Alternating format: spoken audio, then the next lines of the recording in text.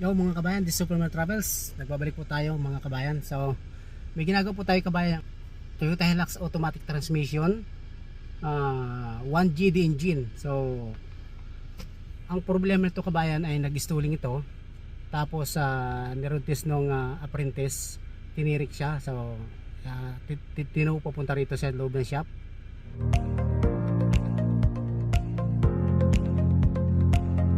Pakabigay sa akin dito, blackout. So, sa madalit sabi mga kabayan, pinandar natin.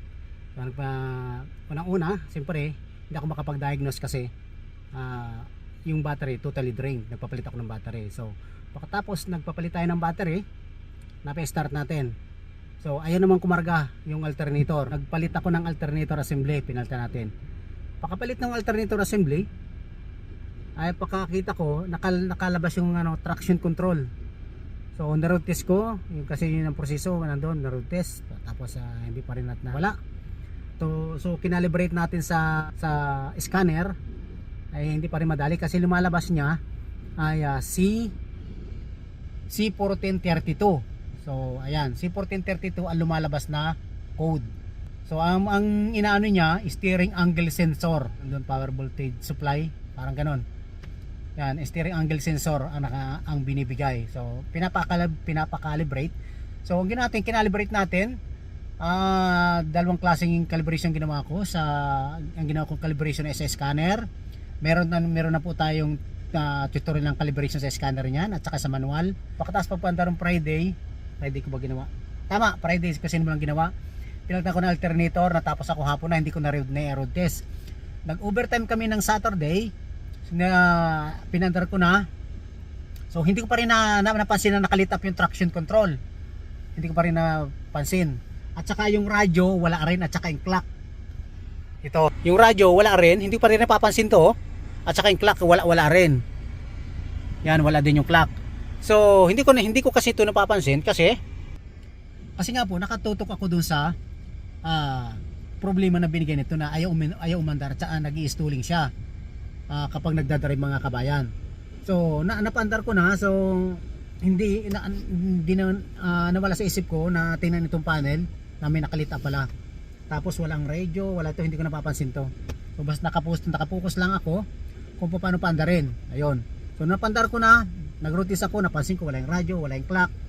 Tapos nakalabas yung traction control. So mga kabayan, ipapakita ko sa inyo kung anong naging problema ng traction control. Ito kabayan nyo, no? Papatayin ko ha. Tuturo ko kung alin yung nakalabas dyan. Yan yung may guhit na yan. Yan. Ito yung kabayan, no? Ito yung nakalabas. Kahit pindutin natin, i-off natin dito, hindi siya mag-off. Napansin ko bigla, kababasa ko dun sa fuse box. Binasa yung fuse box. Napansin ko, radio, dome light. Kasi pag sinaksak kami sa radio, kasama ng sa clock. Radio, dome light, tapos may isang ECU1. Napansin ko to. Itong tatlo na to walang fuse yan. Samantalang paano magiging walang fuse yan? Nandito yung mga spare. Dito ko kumuha ng mga spare na nilagay kasi nawalan din ng horn, nilagay ko rito. Dito ko kasi kumuha ng spare Ito yung spare niyan. Napansin ko to, tatlong ito, wala itong fuse. So sabi ko, ito yung kabayan, no. Ayan, no. Ayan, napansin ko walang fuse. Sabi ko, lagyan nga natin sa radyo kasi wala din yung radyo niya ng fuse. Nilagyan natin, nabuhay yung radyo. Nilagyan ko sa dome light, nabuhay din yung dome light.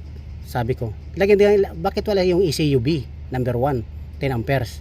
So nilagyan ko ngayon ng fuse na 10 amperes yung sa ECU. So ano nangyari kabayan? Nawala yung traction control. Yan, o. Yan, bubutin natin para makita ninyo, ha. Ito kabayan niya, no. Bunutin ko kabayan para maniwala kayo, ha. Bubunot natin bago papandarin natin. Alam niyo kabayan mo, walang fuse yung tatlo na yon. So posible kasi ito kabayan na used car kasi ito, mga second hand sasakyan. Ayan kabayan, di ba? Yung traction. Dapat yung biglang mawawala na yan. Pag ano mo ng ganyan, pag open mo,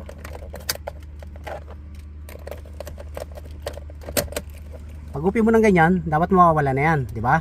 Pagkasabay noon. So Ayan, nakalitap kabayan yan. Yang kabayan ang nangyari. So, angle sensor ang tinuturo kasi traction yan eh. Kapalitan ko na sana ang angle sensor. Ito na nga sana kabayan yan, no? Ayan, no? Angle sensor sa clock spring.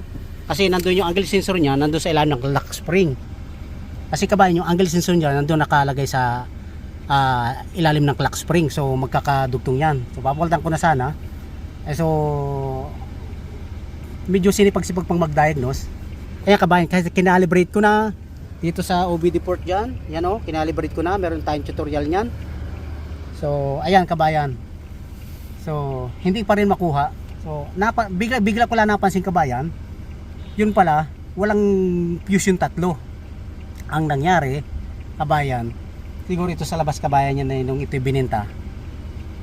Dahil ito kabayan na used car, ito ay binili ng kumpanya namin. Baka yan ay problema, hindi lang nila makuha. So, siguro ang calibrate nila, calibrate. Ako rin ganun ginawa, okay, manual calibration, tsaka sa scanner calibration. So, lahat ng ko, ginawa ko na. Pero, na-discover ko rin, wala yung sabi ko nga sa kasama ko, ba't wala itong tatlong ito? Lagyan nga natin fuse sa radyo, kasi wala din ng radyo niyan eh. Nagkaroon ng power ng radyo. Tapos yung nagkaroon din ng power ng doom light. So, sabi ko, ba't ito ba sa ECU, B1? Nilagyan ko ng fuse, bago tingnan ko, nawali traction control. Ayan, ilalagay nga natin yung fuse kabayan. So, ayan. Ilalagay natin yung fuse. Mawawala na yan. Let's go. Natin. Iba kasi detalyado. Gusto isusubo na lang. Kasi pira agad ang hinahanap ng iba eh. Yan. Diba? Yan, okay? Lagyan na natin kabayan ha. Pag ignition on, dapat mawawala na lahat yan. Ayan, diba? Nawala. Yan, dapat ganyan kabayan ang install niyan. Pag start mo yan, wala na lahat yan. Diba? Ganyan dapat kabayan yan.